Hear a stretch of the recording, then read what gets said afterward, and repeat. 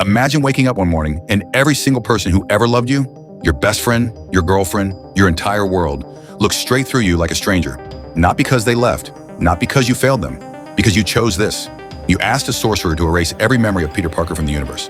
And now you have to live inside that silence every single day. Welcome to the loneliest superhero movie ever made, Spider-Man. Brand New Day is the 38th film in the Marvel Cinematic Universe.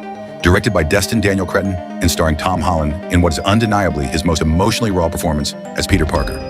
Following the catastrophic events of No Way Home, Peter is still reeling, a hero carrying grief while trying to convince himself he can survive on his own, without his best friend Ned, without MJ, without the life he sacrificed to save the multiverse.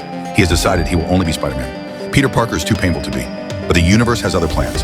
Someone is attacking damage control facilities across New York City, inhabiting people's minds, using them like puppets, then discarding them. Damage control tasks Spider-Man with hunting down this invisible threat. He teams up with Frank Castle, John Bernthal's Punisher, brutal, scarred, and operating from a grim hideout that feels like the moral opposite of everything Peter believes in. Then Bruce Banner's Hulk enters the equation, and suddenly what began as a neighborhood mystery has become a catastrophe requiring everything Peter has left. As critics noted, the film shines most brilliantly when it focuses on Peter's closest enemy, loneliness.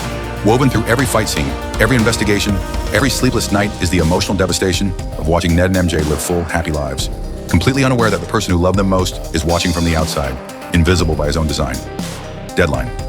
Then the telepath possesses MJ's body, and something breaks open in Peter that no suit of armor could ever protect.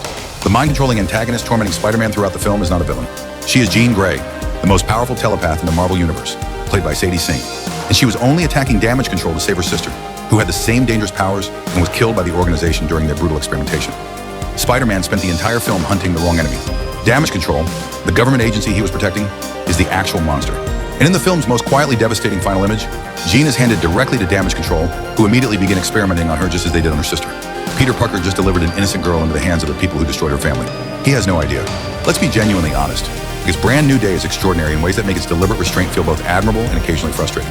The film broke the all-time opening weekend record with $360 million domestically, surpassing Avengers Endgame's $357 million. That number is almost incomprehensible, and it is earned. Tom Holland has never been better. The decision to make loneliness not a supervillain. The film's true antagonist is one of the boldest structural choices in MCU history. But here's the honest critique that the 91% Rotten Tomatoes score quietly suppresses. Brand New Day is missing something essential.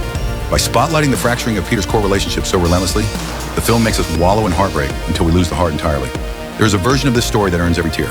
This version occasionally mistakes emotional repetition for emotional depth. The decision not to use a classic Spider-Man villain is bold and largely vindicated, but it is also somewhat controversial.